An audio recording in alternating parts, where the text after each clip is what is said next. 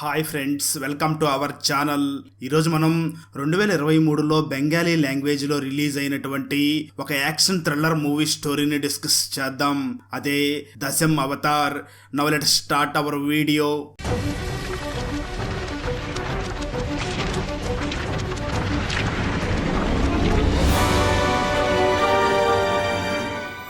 Video start చేసే ముందు చిన్న రిక్వెస్ట్ ఫ్రెండ్స్, మనం రీసెంట్ గానే మరో 2 కొత్త ఛానల్స్ ని కూడా క్రియేట్ చేసి వాటిలో కూడా ఎక్స్ప్లెనేషన్ వీడియోస్ ని అప్లోడ్ చేస్తున్నాం. ఆ ఛానల్స్ లింక్స్ ని ఈ వీడియో డిస్క్రిప్షన్ లో మరియు కామెంట్స్ లో ఇవ్వడం జరిగింది. సో వాటిని కూడా సబ్స్క్రైబ్ చేసి కొత్త వీడియోస్ ని ఎంజాయ్ చేయండి. ఇంకా వీడియోని స్టార్ట్ చేద్దాం. ఓపెన్ చేస్తే మూవీ స్టార్టింగ్ లో ఒక గుర్తు తెలియని వ్యక్తి ఒక పెద్ద బంగ్లా గోడ దూకి ఆ బంగ్లాలోకి వెళ్తాడు. అదే సమయంలో ఆ బంగ్లాలో ఉన్న ఒక వ్యక్తి బాత్రూమ్ లో ఉన్న బాత్ టబ్ లో స్నానం చేస్తూ ఉంటాడు.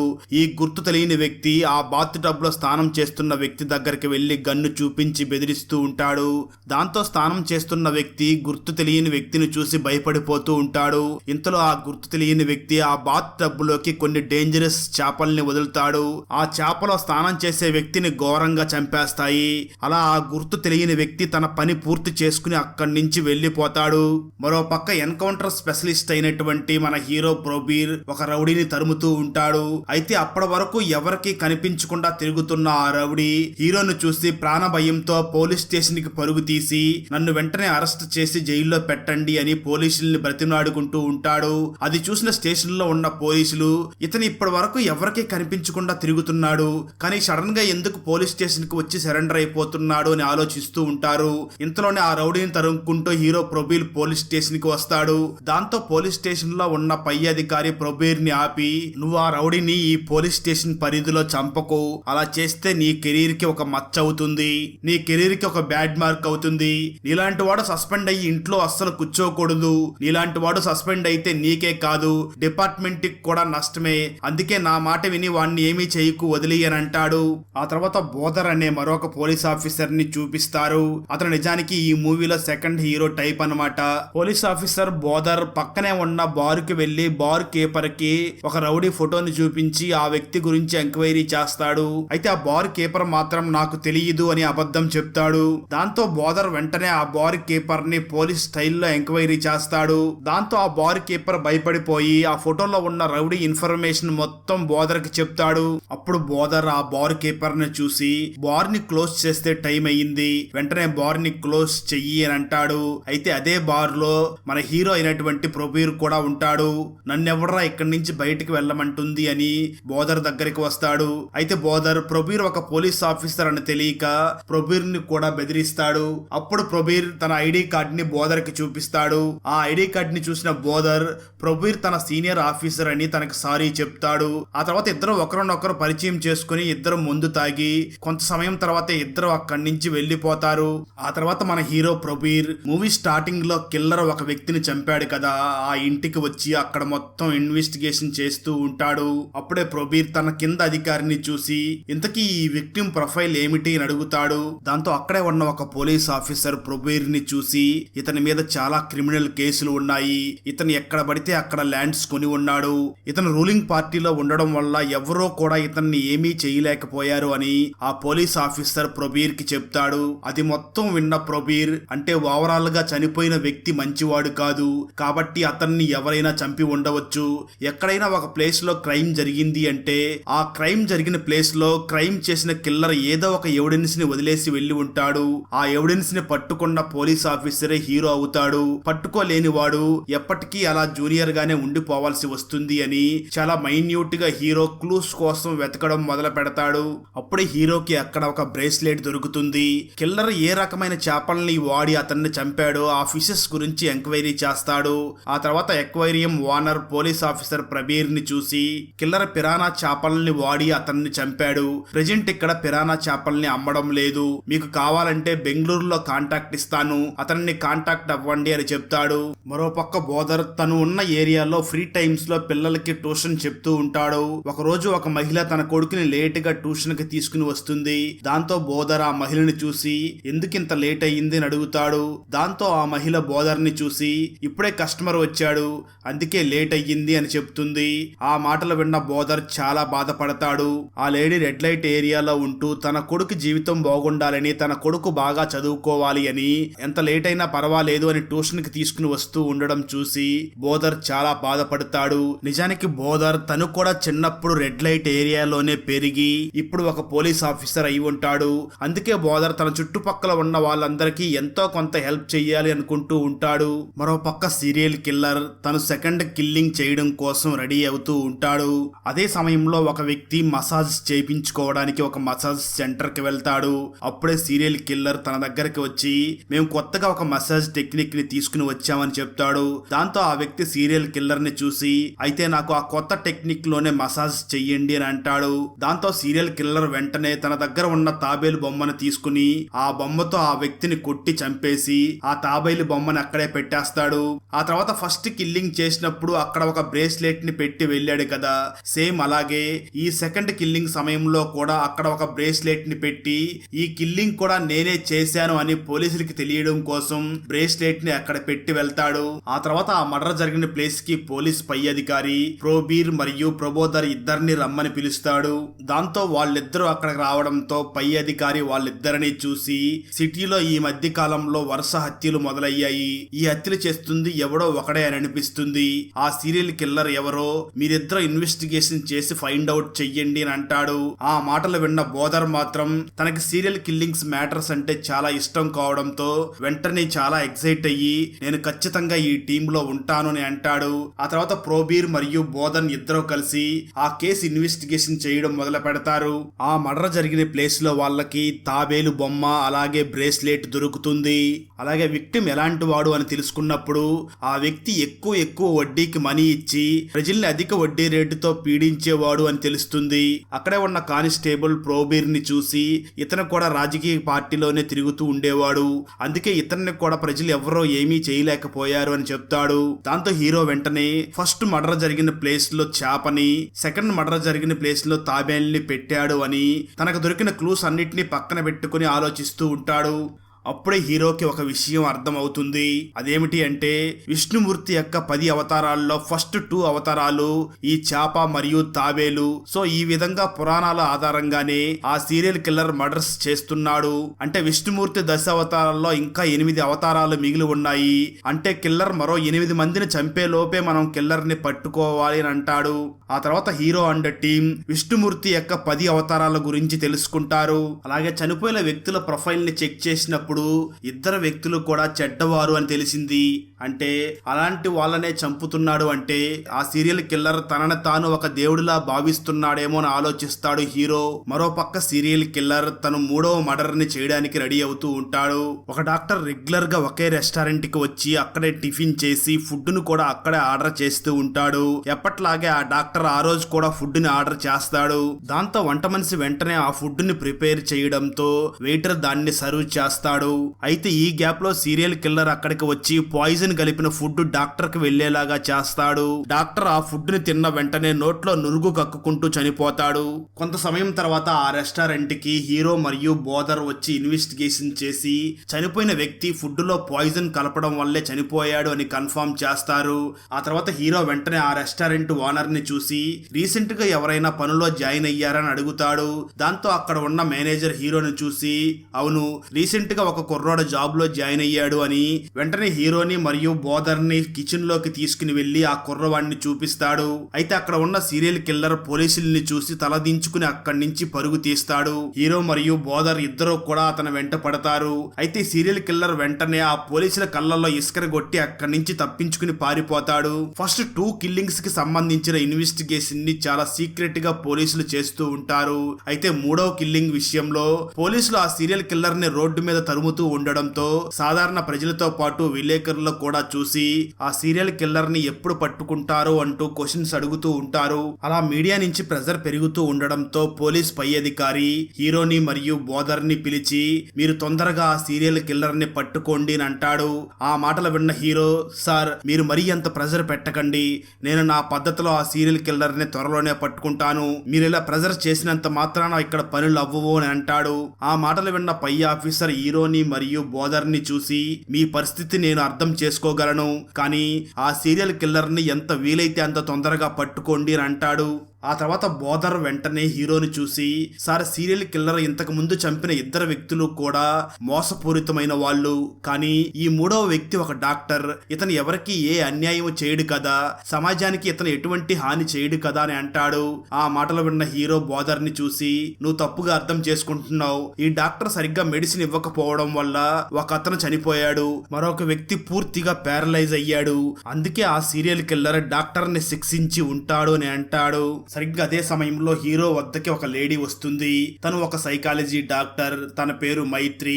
సార్ నాకు మీరు వెతుకుతున్న ఆ సీరియల్ కిల్లర్ ఎవరో తెలుసు అని అంటుంది.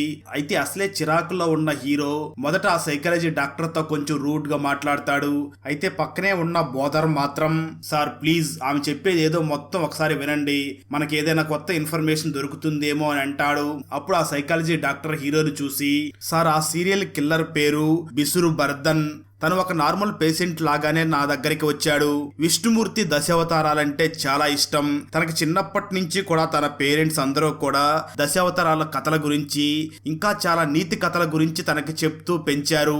అంటే జీవితంలో ఎవరో తప్పు చేయకూడదు, తప్పు చేస్తే దేవుడు శిక్షిస్తాడు అని ప్రతి నీతి కథలో కూడా చెప్పి ఉంటారు. అది మొత్తం వింటూ పెరిగిన మన సీరియల్ కిల్లర్ కి అసలు ఈ కాలంలో తప్పు చేసిన వారిని ఎవరూ శిక్షించడం లేదు అని, ఇక నుంచి తప్పు చేసే వాళ్ళని నేనే శిక్షిస్తాను అని తనకు తానుగా దేవుడిగా మారి ఆ దశావతారాలని ఎత్తుతున్నాడు. అయితే ఇతను కేవలం చెడ్డ వాళ్ళను మాత్రమే చంపుతున్నాడు. అతను నిజానికి మెంటల్ గా డిస్టర్బ్ అయి ఉన్నాడు. మీరు వెంటనే తనని పట్టుకుని నాకు అప్పచెప్పండి, తనకి ట్రీట్మెంట్ చెయ్యాలి అని అంటుంది. మరో పక్క సీరియల్ కిల్లర్ నాలుగో వ్యక్తిని కూడా చంపడానికి రెడీ అవుతూ ఉంటాడు. ఆ నాలుగవ వ్యక్తి ఒక క్రిమినల్ లాయర్. తను ఒక లిఫ్ట్ లోకి వెళ్తాడు కానీ తిరిగి బయటికి రాడు. ఆ విషయం తెలుసుకున్న హీరో మరియు బోదర్ ఇద్దరూ కూడా ఆ లొకేషన్ కి చేరుకుంటారు. వాళ్ళతో పాటు ఆ సైకాలజీ డాక్టర్ మైత్రి కూడా ఉంటుంది.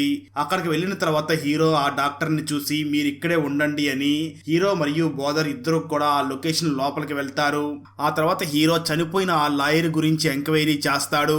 నిజానికి ఆ లాయర్ కూడా మంచేదో చెడేదో అసలు చూడకుండా కేవలం మనీకే ఆశపడి చెడ్డవారికి సపోర్ట్ చేస్తూ వాళ్ళని విడుదల చేయడానికి సహాయం చేస్తూ ఉంటాడు.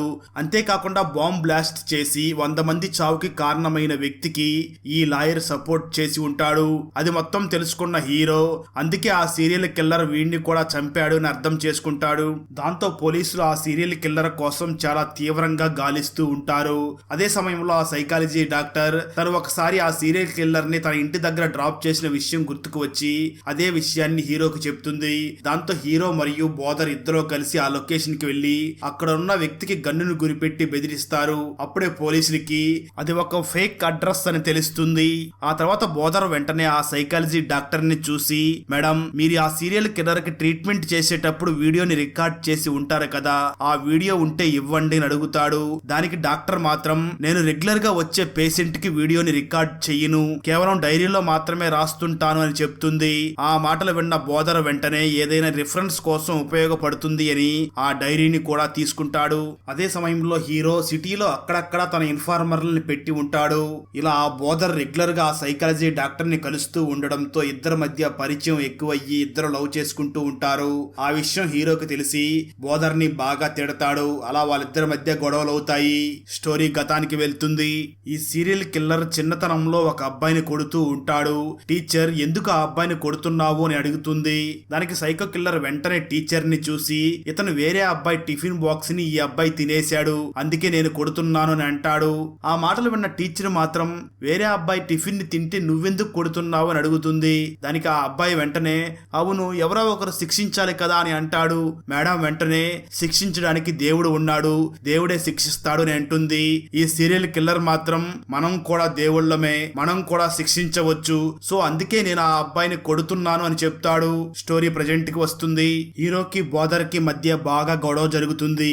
ఇద్దరు పర్సనల్ గా తిట్టుకుని విడిపోతారు.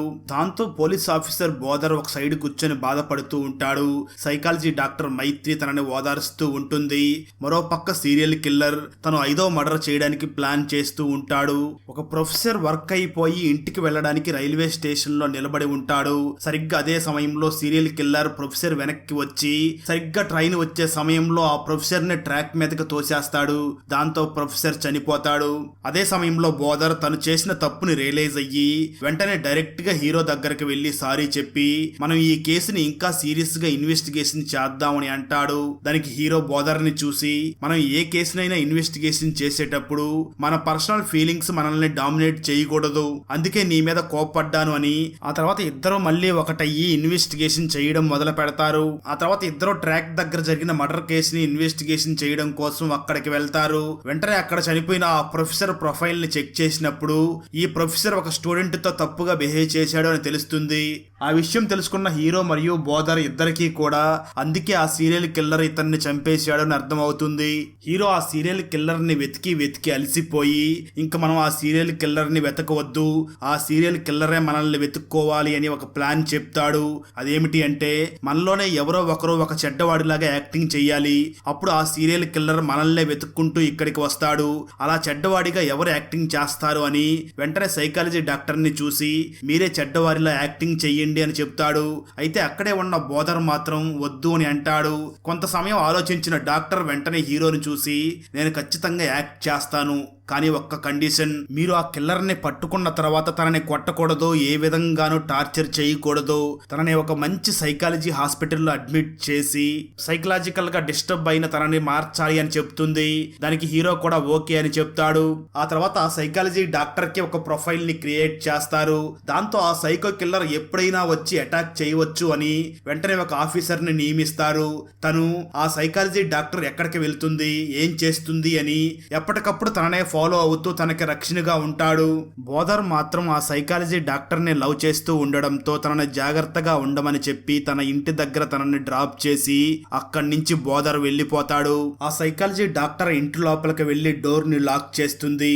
అప్పటికే ఇంట్లో ఒక ఓల్డ్ పర్సన్ కూర్చుని ఉంటాడు. అతను ఎవరో కాదు, ఆ సీరియల్ కిల్లర్. ఆ కిల్లర్ డాక్టర్ ని చూసి నిన్ను నమ్మి నా విషయం అంతా చెప్పాను, కానీ నువ్వు నా గురించి పోలీసులకి అంతా చెప్పేశావు అంటూ తన ముందు ఆ కిల్లర్ తన మేకప్ ని తుడుచుకుంటాడు. మరోపక్క హీరో మరియు బోదర్ డాక్టర్ ని తన ఇంటి దగ్గర డ్రాప్ చేసి తిరిగి వెళుతూ ఉండగా ఆ డాక్టర్ స్ప్రే ని కారులోనే మర్చిపోయింది అని తెలిసి హీరో మరియు బోదర్ ఆ స్ప్రే ని డాక్టర్ కి ఇవ్వడం కోసం డాక్టర్ ఇంటి దగ్గరికి వస్తారు. అలా వాళ్ళిద్దరూ సైకాలజీ డాక్టర్ ఇంట్లోకి వెళ్ళగానే సీరియల్ కిల్లర్ వెంటనే వాళ్ళిద్దరు కాళ్ళు చేతులు కట్టి బంధిస్తాడు. ఆ తర్వాత ఆ కిల్లర్ వెంటనే వాళ్ళని చూసి ఇప్పుడు నా ముందు ముగ్గురు ఉన్నారు, మీ ముగ్గురులలో ఎవరిని ఫస్ట్ చంపాలి అని వెంటనే హీరోనే చంపాలి అని డిసైడ్ అయ్యి హీరోని చంపడానికి తన దగ్గరికి వెళుతూ ఉంటాడు. సరిగ్గా అదే సమయంలో ఆ డాక్టర్ మైత్రికి ఒక గన్ను దొరుకుతుంది. దాంతో ఆ గన్ను ఆ సీరియల్ కిల్లర్ కి చూపించి బెదిరిస్తూ ఉంటుంది. పోలీస్ ఆఫీసర్ బోదర్ మాత్రం వెంటనే తనని షూట్ చెయ్యి అని చెప్తూ ఉంటాడు. అయినా కూడా మైత్రి ఆ సీరియల్ కిల్లర్ ని షూట్ చేయకుండా అలానే చూస్తూ ఉంటుంది. అది మొత్తం గమనించిన ఆ సీరియల్ కిల్లర్ ఆ డాక్టర్ నన్ను షూట్ చేయదు అనుకుని వెంటనే హీరోని చంపడానికి వెళుతూ ఉంటాడు. సరిగ్గా అదే సమయంలో హీరో తన కట్లు విడిపించుకుని తన దగ్గర ఉన్న మరొక గన్నుతో ఆ సీరియల్ కిల్లర్ ని షూట్ చేస్తాడు. దాంతో సీరియల్ కిల్లర్ అక్కడికక్కడే చనిపోతాడు. ఇప్పుడే ఒక భయంకరమైన ట్విస్ట్ రివీల్ అవుతుంది. ఆ వెంటనే ఆ సైకాలజీ డాక్టర్ వాళ్ళ అమ్మ లోపలికి వచ్చి పెద్దగా ఏడుస్తూ ఉంటుంది. ఎందుకంటే చనిపోయిన ఆ సీరియల్ కిల్లర్ ఎవరో కాదు, ఈ సైకాలజీ డాక్టర్ మైత్రి వాళ్ళ తమ్ముడు అని తెలుస్తుంది. అది తెలుసుకున్న బోదర్ చాలా షాక్ అవుతాడు. తర్వాత బోదర్ ఆ సైకాలజీ డాక్టర్ ని లవ్ చేస్తూ ఉండడంతో ఇద్దరూ కూడా ఒక వెకేషన్ కోసం బయటికి వెళ్తారు. అప్పుడు బోదర్ ఆ డాక్టర్ ని చూసి నీ బ్రదర్ మెంటల్లీ డిస్టర్బ్ కదా, మరి నీకేమీ అవ్వలేదా అంటే నీ చైల్డ్హుడ్ అంతా బాగానే ఉందా అని అడుగుతాడు. దానికి ఆ డాక్టర్ బోదర్ ని ఒక రకంగా చూస్తుంది. అది గమనించిన బోదర్ అంటే నా ఉద్దేశం నిన్ను బాధ పెట్టడానికి కాదు, నార్మల్ గా అడిగాను అంతే అని అంటాడు. మరో పక్క హీరో ఆ సీరియల్ కిల్లర్ రిపోర్ట్స్ అన్నిటినీ తీసుకుని ఆ కేసుని అగైన్ రీస్టడీ చేసినప్పుడు మరొక ట్విస్ట్ తెలుస్తుంది.